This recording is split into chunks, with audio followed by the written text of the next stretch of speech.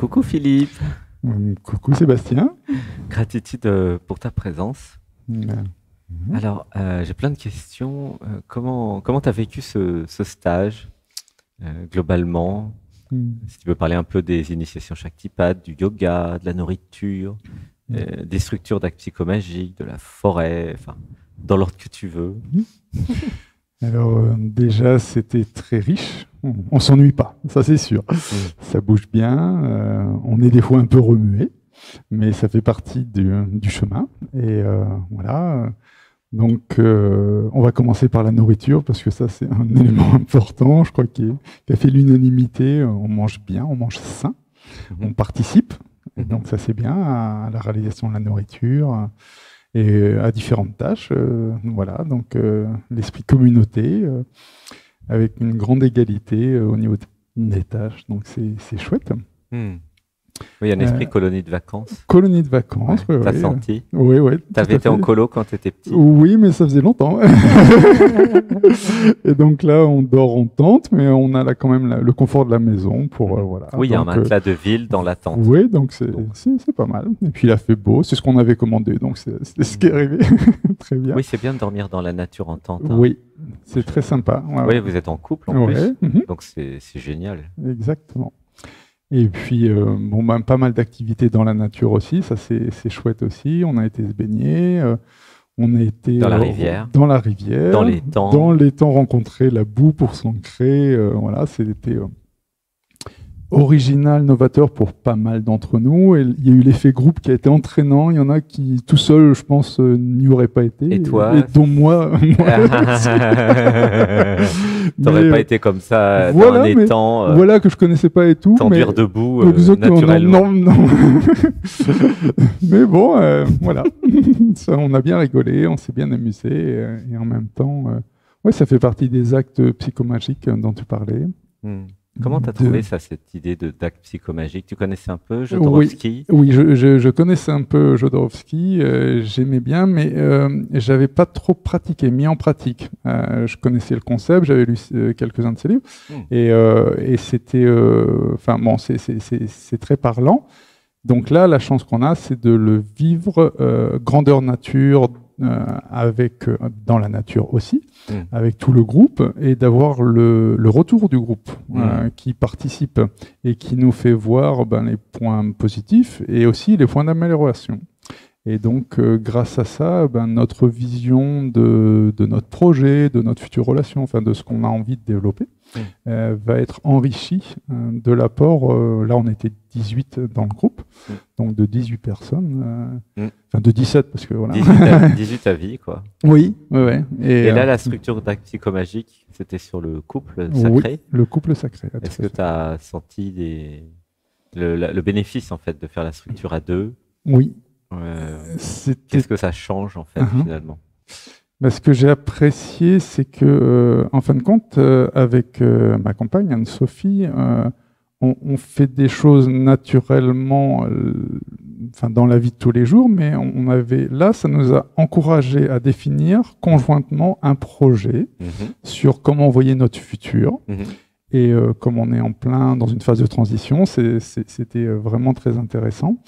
Et donc, on a collaboré, ça nous a permis de communiquer, d'ajuster, de voir nos différences de point de vue, de les prendre en compte, et puis, ensemble, d'arriver à quelque chose qui nous a plu. Ça a permis de clarifier le nous, finalement. Le nous, c'est deux individualités qui se rencontrent pour se mettre en couple. Et la structure a permis de mettre en forme, finalement, en matérialisation, votre définition du nous et du couple. Et ça, c'est un truc que personne ne fait. Je ne sais pas si tu as remarqué. C'est vrai. Les couples se rencontrent pas comme ça en disant tiens, nous allons définir le nous. T'as déjà vu ça, toi? Non. Et là, c'était formidable parce que c'est la première fois où il y a 3 couples dans le stage, grâce à un groupe un peu plus grand que d'habitude. Et du coup, 3 couples qui définissent 3 visions de l'amour. C'était assez chouette. Je sais pas ce que tu as pensé des autres couples aussi, parce bien sûr, t'en as fait un, mais il y en avait 2 autres. Oui, et c'est ça qui est enrichissant aussi, de voir la richesse d'opinions différentes, de points de vue différents, et qui qui sont inspirants aussi. Est-ce que ça t'a inspiré, les autres couples aussi? Oui, oui. Oui, parce que il y avait une grande harmonie, beaucoup d'amour, une envie d'écoute, voilà, oui, ça pleure, envie d'écoute. Ouais. Et oui, qui transpirait dans l'ensemble de ces couples, le besoin de communication. Pour moi, c'est vraiment fondamental. Oui. Et on a toujours l'impression de bien écouter, mais de ne pas être assez entendu. Alors que bon. Bon. C'est très bon. On a toujours l'impression de bien écouter, mais en fait, de pas être, deux, voilà, on a cette impression-là. Et donc... C'est vraiment très ça. Hein. Oui. C'est vrai. Ouais, c'est vrai. Ouais. C'est très réaliste, ce que tu dis, très lucide. Quelle lucidité. Mais justement, ces actes psychomagiques, donc, ça permet de clarifier. Et peut-être que c'est des choses à faire pour les couples, indépendamment de cette retraite et de ce stage. S'il y a un sujet, créons une œuvre en structure d'actes psychomagiques sur où nous allons aller en vacances, où nous allons acheter une maison ou vivre, admettons, enfin, des choses importantes. Pourquoi ne pas créer une structure d'actes psychomagiques là-dessus dans le futur, hein. Oui. Et c'est un outil. C'est un outil et surtout le faire évoluer.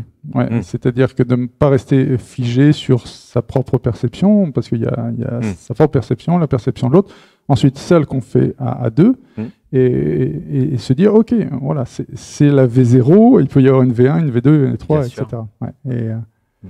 Et de prendre l'avis des autres aussi, c'est très important. Et ce que j'ai apprécié aussi, c'est qu'il y avait beaucoup de bienveillance. Donc, merci à toi, à toute l'équipe pour ça, parce que vous avez réussi à mettre un cadre avec des gens qui ne se connaissaient pas, des gens d'origine. 18 personnes qui ne se connaissent pas, voilà, mettre un cadre de gentillesse et bienveillance et une structure. Ouais. Et ça, tu trouves ça... Bravo, parce que c'est pas si évident que ça. On pourra avoir encadré déjà un petit peu. Ah oui, tu as déjà l'expérience dans le domaine. Voilà, ouais. Alors, plus dans le monde professionnel, mais quand même. Mais c'est pareil. Oui, c'est pareil.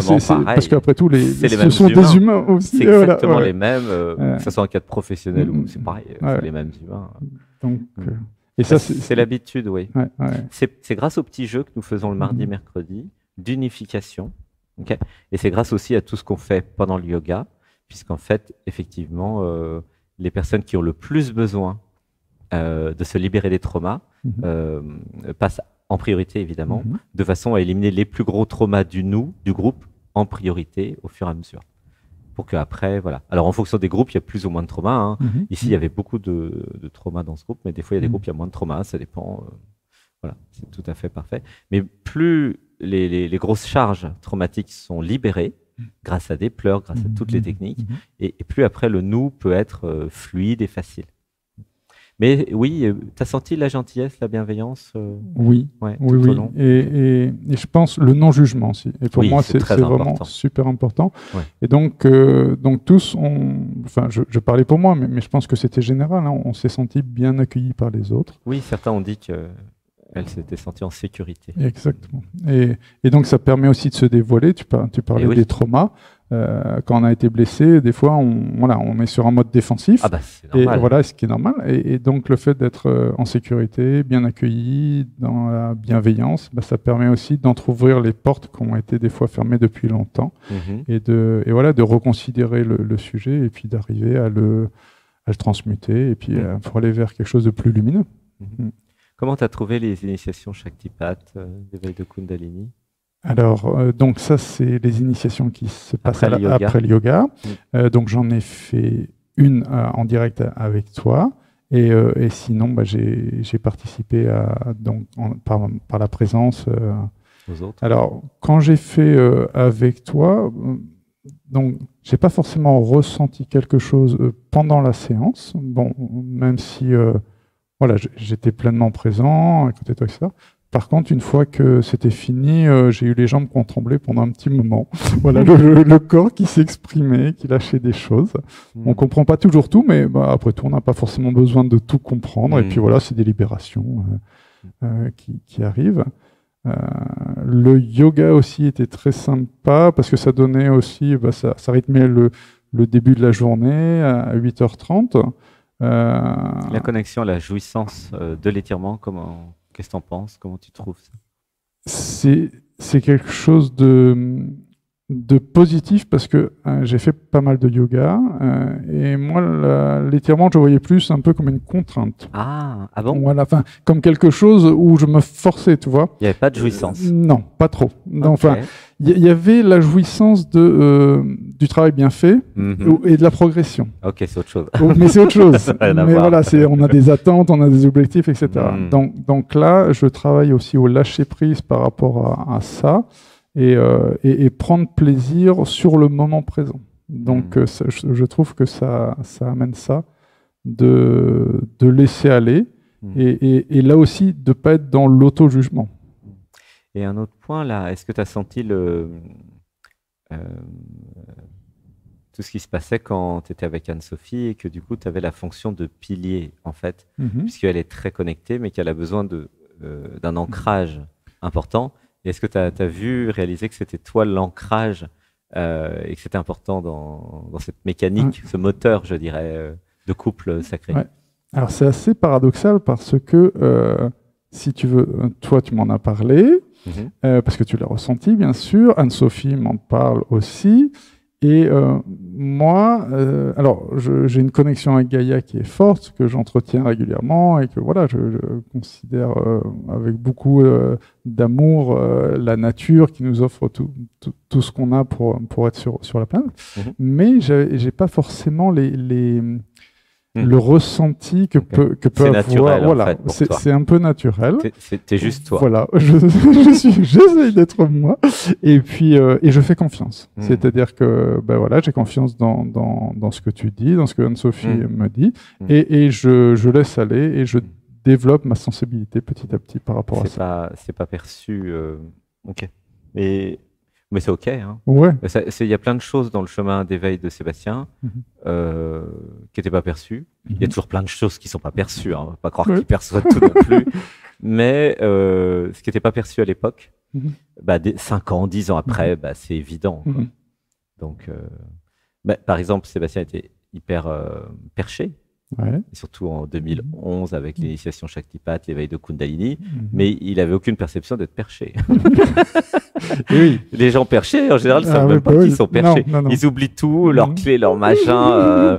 Il y a des gros problèmes fonctionnels, mais voilà. Et donc, c'est avec le temps, avec les rencontres, qu'il y a cette notion d'ancrage, d'enracinement qui est ressentie. Donc, quand je te fais un câlin, un hug, je sens bien que c'est comme un grand chêne, tu vois, c'est hyper ancré, enraciné dans Gaïa.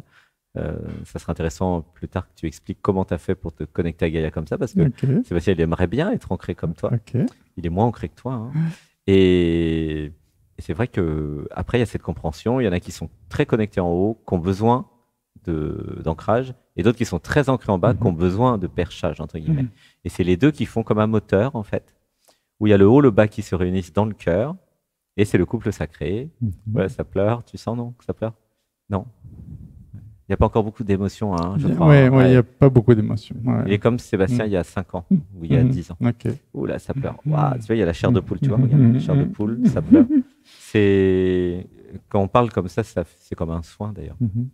Et voilà, le couple sacré se retrouve dans le cœur. Il y a le haut qui rencontre le bas, et c'est l'alchimie, voilà, géniale du couple homme-femme sacré, ou du couple divin, hein, puisque ça peut marcher aussi avec d'autres formats. Ouais, c'est super. Bon, on a parlé de tout, la cuisine, le yoga, Shaktipat, la structure. Donc, contente de revenir une semaine de plus. Bien sûr. Donc, oui, avec plaisir. Le groupe était très sympa. On va voir arriver de nouvelles têtes, donc on les attend avec impatience. Et puis, content de continuer l'aventure, et certainement avec d'autres expériences, que chaque semaine est différente. C'est canalisé. Voilà. Personne ne sait ce qui va se passer. Voilà. Mais ça va se passer. Merci, gratitude. On va se faire un hug. Un hug. Alors, il est grand. C'est un costaud. Combien tu mesures? 1,87. Combien de kilos? 90. Ah ouais, c'est bien pour s'ancrer, ça. Ah ouais, 1,87, 90 kilos. Waouh! Elle a de la chance, Anne-Sophie. Je t'aime. Vous êtes beaux et belles, tous les deux. Waouh! Gratitude. Merci pour ta venue et gratitude à tout ce qu'on va co-créer ensemble. On va dire au revoir à la caméra là. Au revoir, à bientôt. À bientôt. Merci d'avoir suivi.